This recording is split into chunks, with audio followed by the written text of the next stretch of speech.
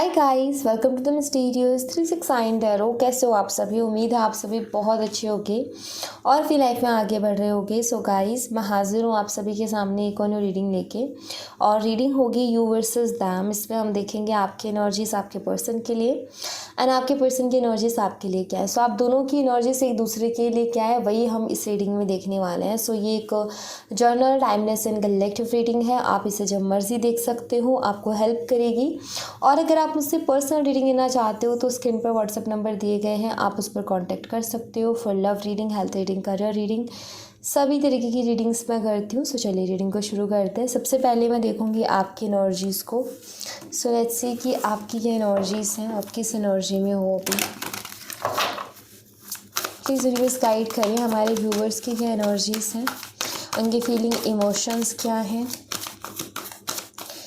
हमारे व्यूअर्स की सिचुएशन से अभी डील कर रही हैं, उनकी लाइफ की सिचुएशन क्या है। प्लीज़ गाइड करें यूनिवर्स। 2 कार्ड्स हैं लेकिन मैं इसको नहीं ले रही हूँ अभी। 3 of cups and S of cups. आना होगा या आएंगे। गाइड करें क्या सिचुएशन है हमारे व्यूअर्स की अभी। 6 of pentacles,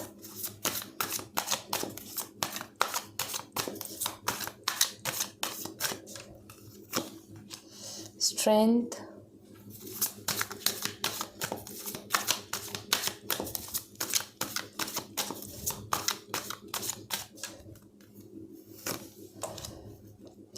Ten of Cups,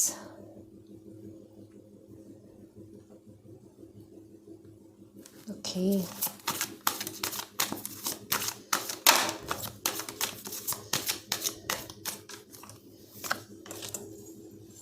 Page of Pentacles,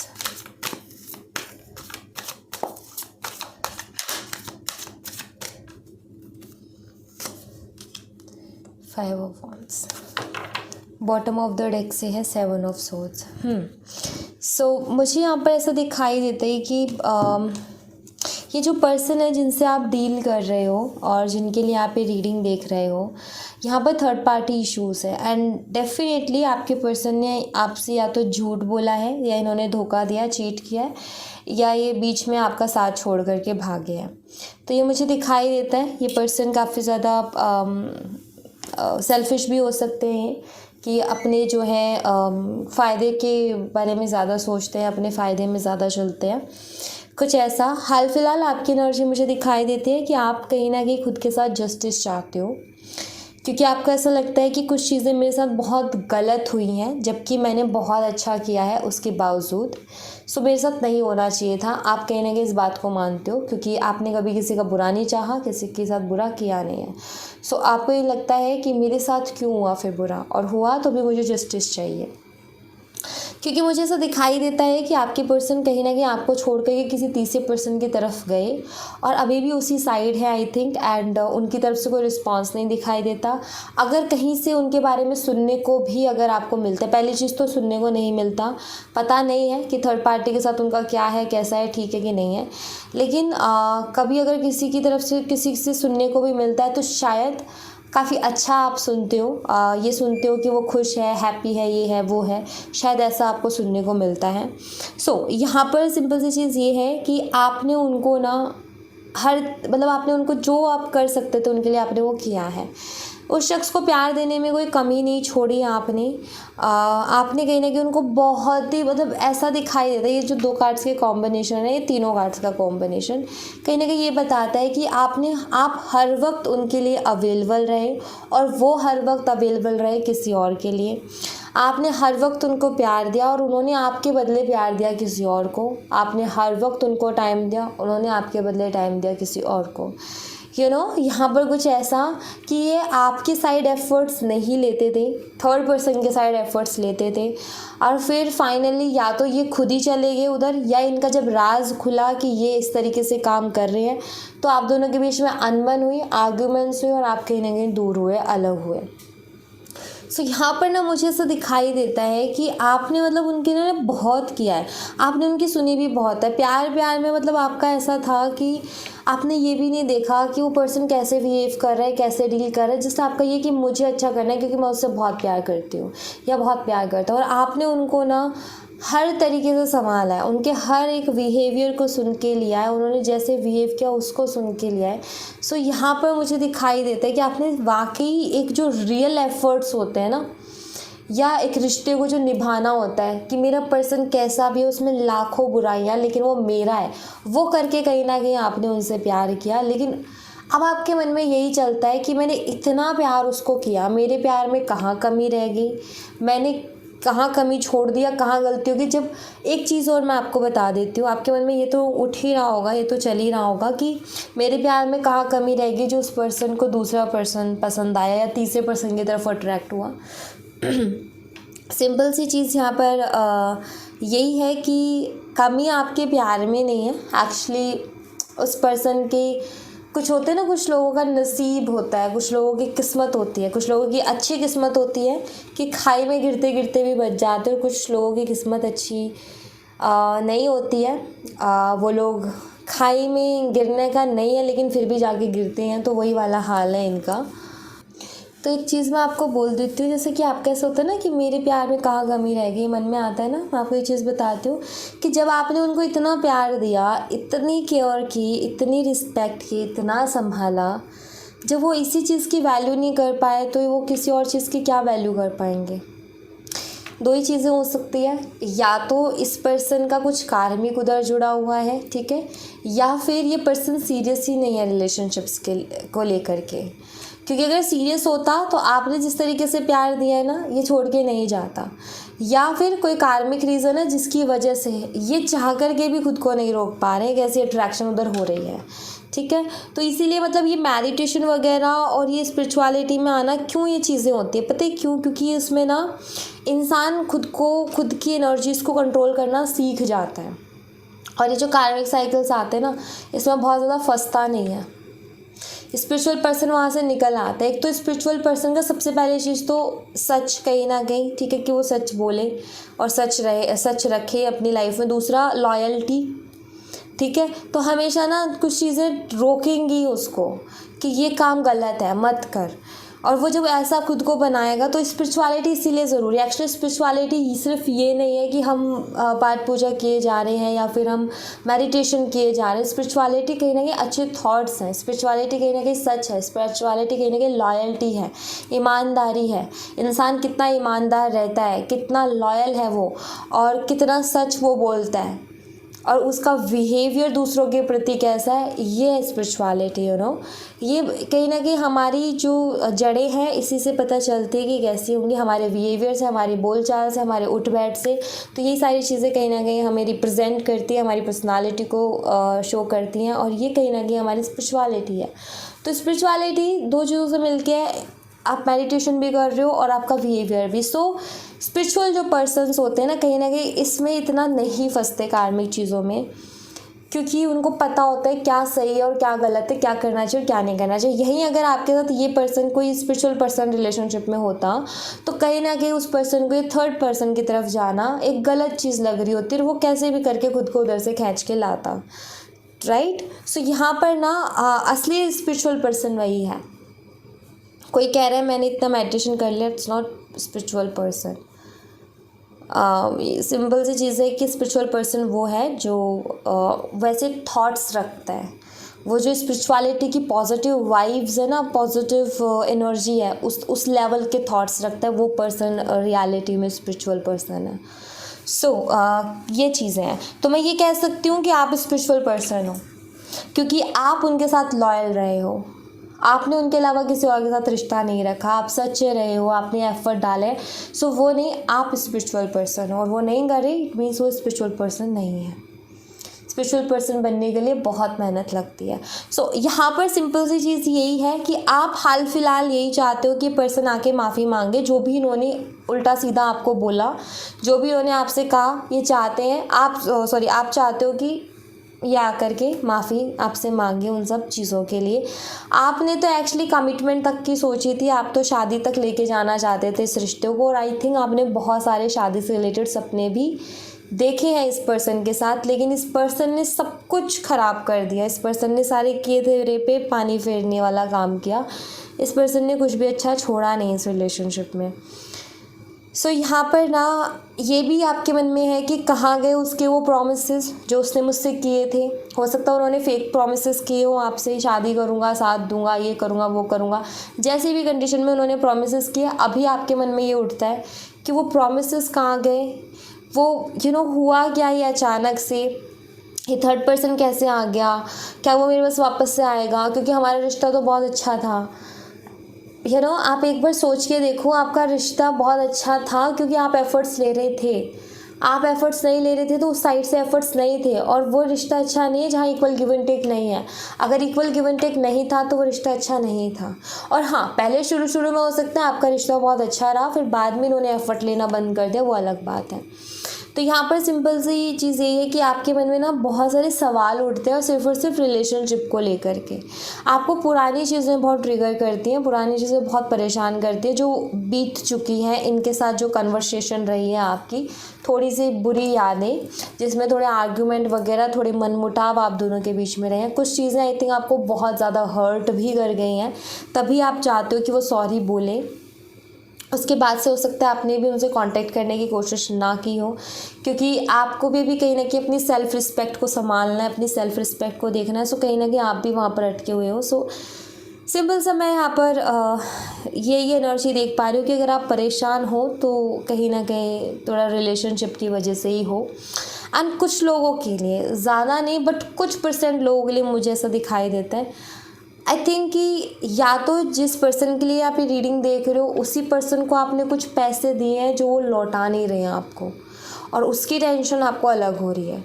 या तो ये है, या फिर कुछ ऐसा है कि रिलेशनशिप की प्रॉब्लम अलग है और ये पैसे वाली प्रॉब्लम अलग है, कि आपने शायद किसी को दे दिए हैं और वो वापस से नहीं आ पा रहे। सो उसको लेकर के भी आप थोड़ा सा टेंशन में चल रहे हो। आई थिंक थोड़ा उसको वजह से भी आप थोड़े परेशान हो। तो कुछ के लिए मुझे ये भी दिखाई देता है।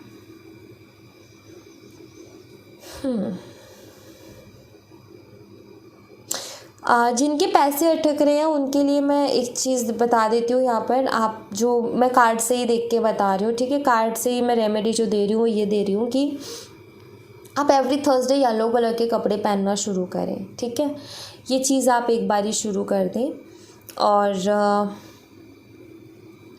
हाल फिलहाल अभी यही करें। ठीक है, तो ये तो बहुत नॉर्मल सी चीज़ है, हर कोई कर सकता है, कोई भी कर सकता है, कोई प्रॉब्लम नहीं है कि जिनकी प्रॉब्लम है वही करे, सब लोग कर सकते हैं, अच्छी चीज़ है।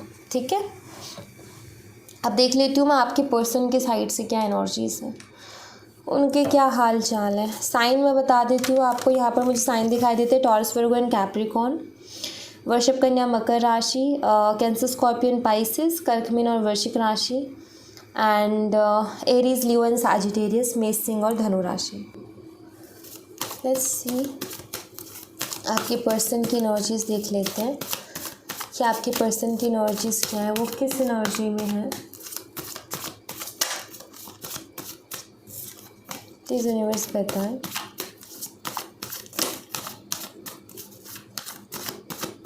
हमारे व्यूवर जिस पर्सन के बारे में सोच रहे हैं उस पर्सन की एनर्जीज क्या है, प्लीज़ गाइड कीजिए universe. Night of pentacles,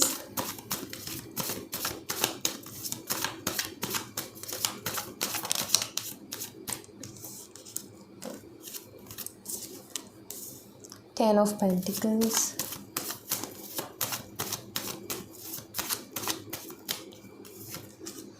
S of pentacles,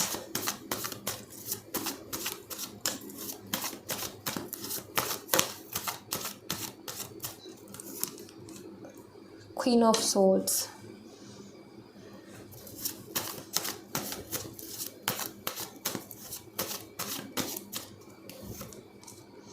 two of swords, bottom of the deck से नाइट ऑफ कप्स।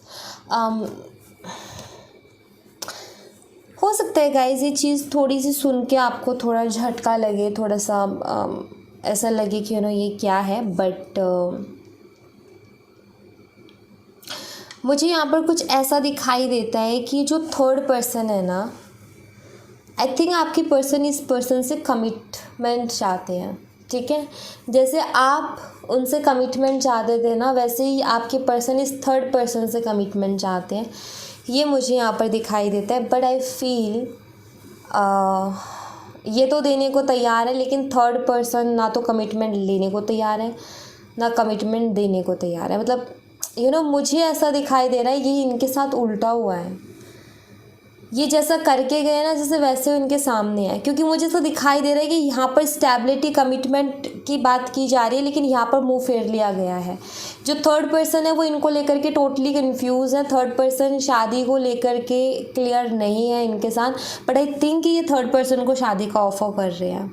एंड हो सकता है ये चीज़ आपको थोड़ी हर्ट करे, बट आप खुद यहाँ पर देख सकते हो, यहाँ पर ऑफर दिया जा रहा है, लेकिन यहीं से लिया नहीं जा रहा सामने वाले की तरफ से, वो चीज़ अलग है। थर्ड पार्टी थोड़ा सा मुझे कन्फ्यूज़न में दिखाई देती है एंड काफ़ी डोमिनेटिंग एंड स्ट्रेट फॉरवर्ड है। बहुत साफ साफ थोड़ी तीखा भी बोलती हैं, रूड भी हैं, थोड़ी लॉजिकल है, बहुत सोचती है, ओवर थिंकिंग भी बहुत करती हैं या करते हैं, उसके बाद में कुछ चीज़ें करते हैं। और मुझे अभी हाल फिलहाल ये दिखाई देता है कि आपके पर्सन काफ़ी ज़्यादा स्टक हो गए। क्यों हो गए स्टक? क्योंकि ये थर्ड पर्सन इनको कोई क्लियरिटी नहीं दे रहा या कोई क्लियरिटी नहीं दे रही, और ये कहीं ना कहीं इस रिश्ते को आगे लेकर के जाना चाहते हैं। थर्ड पर्सन के साथ ये रिश्ते को आगे बढ़ाना चाहते हैं, ये मुझे दिखाई देता है। ये कमिटमेंट के लिए रेडी है, लेकिन सामने से ही एक्सेप्टेंस नहीं मिल रही है, सामने से ही इंटरेस्ट शो नहीं हो रहा है, जिसके चलते ये भी अब स्टक है कहीं ना कहीं। मुझे यहाँ पर ऐसा दिखाई देता है कि आप की एनर्जी थी ये कि आप उनसे कमिटमेंट चाहते थे, लेकिन वो आपको नहीं दे रहे थे, वो इंटरेस्टेड नहीं थे, या वो दे ही नहीं रहे थे या टाले जा रहे थे, लेकिन आप बहुत इंटरेस्टेड थे। ठीक है, और यहाँ पर सेम चीज़ अब इनके साथ हो रही है। फ़र्क मैं आपको बता देती हूँ, फ़र्क सिर्फ इतना सा है, ऊपर 10 ऑफ कप्स है और इधर 10 ऑफ पेंटिकल्स है। एंड मैं यहाँ पर फ़र्क बताती हूँ आपको, आपके कमिटमेंट मांगने में और उनके कमिटमेंट मांगने में कितना फ़र्क है।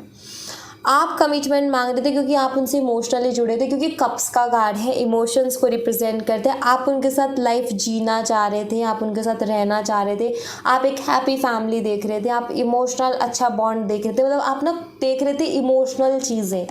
एंड आपके पार्टनर यहाँ पर देख रहे हैं प्रैक्टिकल चीज़ें, यहाँ पर फाइनेंशियली कोई ना कोई बड़ा बेनिफिट है, ठीक है, या कुछ तो ऐसा है यहाँ पर कुछ है, कुछ पैसों से रिलेटेड भी हो सकता है। बट मुझे यहाँ पर मटेरियलिस्टिक चीज़ें ज़्यादा दिखाई देती हैं। उधर आप इमोशनली उनसे कमिटमेंट मांग रहे थे क्योंकि आप इमोशनली अटैच थे उस रिश्ते से। यहाँ कुछ ना कुछ फ़ायदे की बात है, ठीक है। यहाँ पर मुझे मटेरियलिस्टिक चीज़ें दिखाई देती है इस रिश्ते को आगे बढ़ाने के लिए। मतलब आपके पर्सन को कुछ मटेरियलिस्टिक बेनिफिट्स दिखाई दे रहे हैं इस थर्ड पर्सन के साथ, इसलिए इनको इधर कमिटमेंट देनी है, ठीक है। तो फ़र्क यही है, यहाँ पर आपके पार्टनर बहुत बड़े सेल्फिश है, मैं ये कह सकती हूँ, नार्सिसिस्ट आप कह सकते हो, ठीक है। तो मुझे यहाँ पर दिखाई देता है क्लियरली कि ये पर्सन अपने फ़ायदे के लिए, कहते हैं ना कि कोई भी इंसान अपने फ़ायदे के लिए गधे को भी बाप बना ले, ये बिल्कुल वैसे ही है। हो सकता है आपको बुरा लगे सुन के, हो सकता है आई डोंट नो आप कैसा फील कर रहे होगे, बट यहाँ पर मुझे एनर्जी इनकी यही दिखाई देती है जो मैं कार्ड्स में यहाँ पर देख रही हूँ। हाँ, ये पर्सन बहुत सेल्फिश है, अपने बारे में बहुत ज़्यादा सोचते हैं, दूसरे के बारे में, दूसरे की फीलिंग से लेना देना नहीं है, मटेरियलिस्टिक चीज़ों की तरफ फोकस है, फ़ायदा होना चाहिए।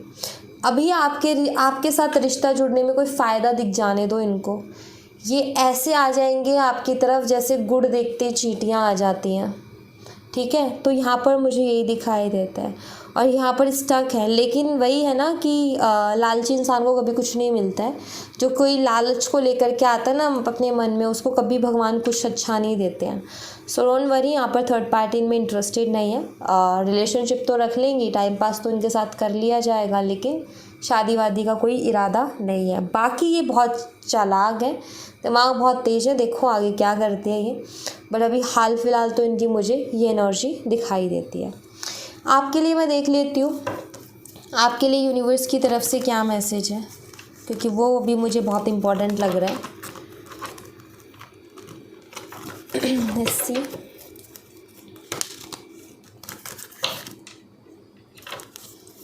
यूनिवर्स मुझे बताएं हमारे व्यूवर्स के लिए आपकी तरफ से क्या मैसेज है, प्लीज़ गाइड कीजिए हमारे व्यूवर्स के लिए क्या मैसेज है यूनिवर्स आपकी तरफ से।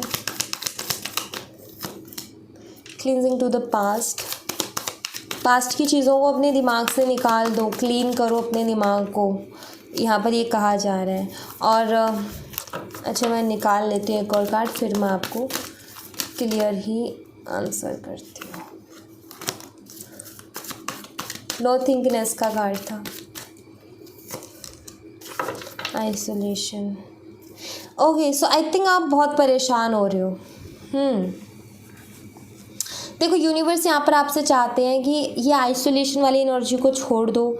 बहुत सोचने की वजह से आप बहुत थके थके भी फील करते हो, ओवर थिंकिंग यानी बहुत कुछ जो दिमाग में चल रहा है ना, और ये आइसोलेशन वाली एनर्जी में रहने की वजह से आप अपना नुकसान कर रहे हो, अपने हेल्थ के साथ आप इश्यूज़ क्रिएट कर रहे हो। यहाँ पर आपको यूनिवर्स ये कह रहे हैं कि कोशिश करो इस पास्ट की एनर्जी से बाहर निकलने की, इस पास्ट को जो दिमाग में है उसको निकालने की कोशिश करो। ये बहुत इम्पॉर्टेंट है अभी आपके लिए। आई थिंक आप काम को भी टाल देते हो, कल करेंगे, आज मन नहीं है, क्योंकि आपकी एनर्जीज बहुत लो जा रही है। देखो ऐसा मत करो, ऐसा करके आप किसी का कुछ नहीं करोगे, सिर्फ आप अपना नुकसान करोगे। लोगों को देखो लोग क्या कर रहे हैं, ठीक है। तो आप अपने आप को इस तरीके से परेशान मत करो। जो भी कुछ यूनिवर्स कर रहे हैं ना, उसमें आपका कोई ना कोई भला है, उसमें कुछ तो अच्छा आपके लिए है। सो यकीन करो उस ऊपर वाले के ऊपर। अगर आप एक स्पिरिचुअल पर्सन हो, आप सच बोलते हो, आप लॉयल हो, आपने कभी किसी का गलत नहीं किया, आपने बुरा नहीं किया, तो आपको बिलीव रखना चाहिए ऊपर वाला भी हमेशा आपको प्रोटेक्ट करेगा, गलत हाथों में जाने से बचाएगा।